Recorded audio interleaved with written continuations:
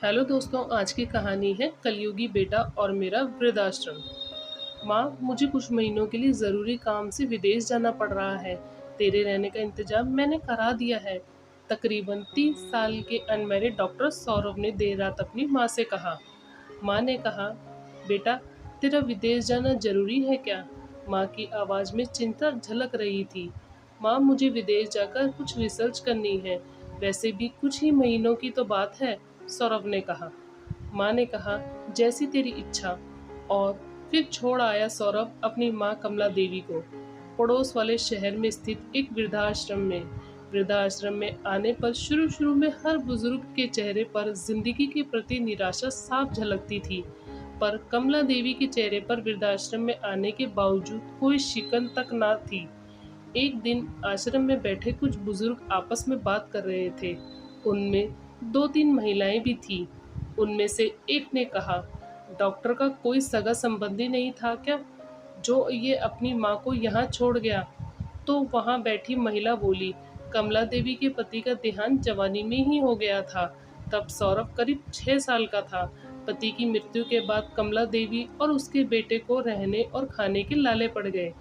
तब किसी भी रिश्तेदार ने उनकी मदद नहीं की और फिर कमला देवी ने लोगों के कपड़े सिल सिल कर अपने बेटे को पढ़ाया। बेटा भी पढ़ने में बहुत तेज था, तभी तो वो डॉक्टर बन सका।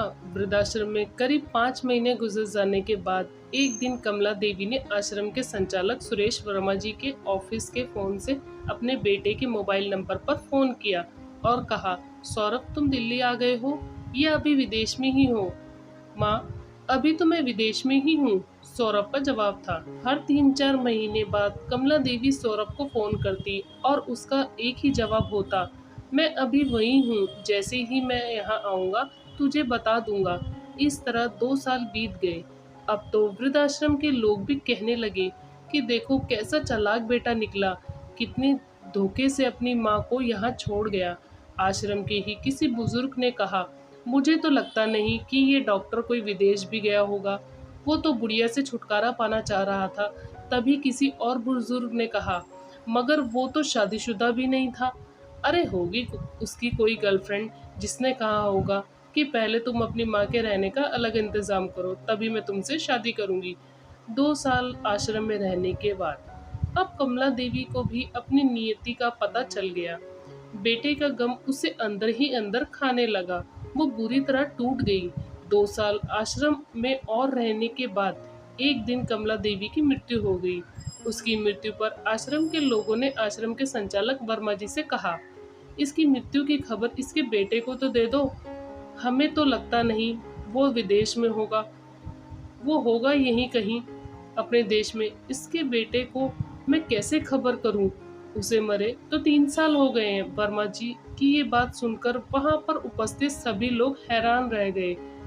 उनमें से एक बोला, अगर उसे मरे 3 साल हो गए तो कमला देवी से मोबाइल पर कौन बात करता था? वो मोबाइल तो मेरे पास है जिसमें उसके बेटे की रिकॉर्डेड आवाज है, वर्मा जी बोले। पर ऐसा क्यों? किसी ने पूछा। तब वर्मा जी बोले, करीब 4 साल पहले जब सौरभ अपनी माँ को यहाँ छोड़ने आया था तो उसने मुझसे कहा, वर्मा जी, मुझे ब्लड कैंसर हो गया है और डॉक्टर होने के नाते मैं ये अच्छी तरह जानता हूँ कि इसकी आखिरी स्टेज में मुझे बहुत तकलीफ होगी। मेरी ये तकलीफ माँ से देखी ना जा सकेगी।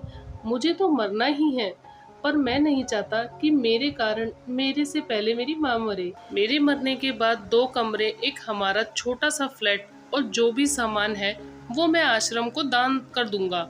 ये सब सुनकर वहां पर उपस्थित लोगों की आंखों में आंसू आ गए।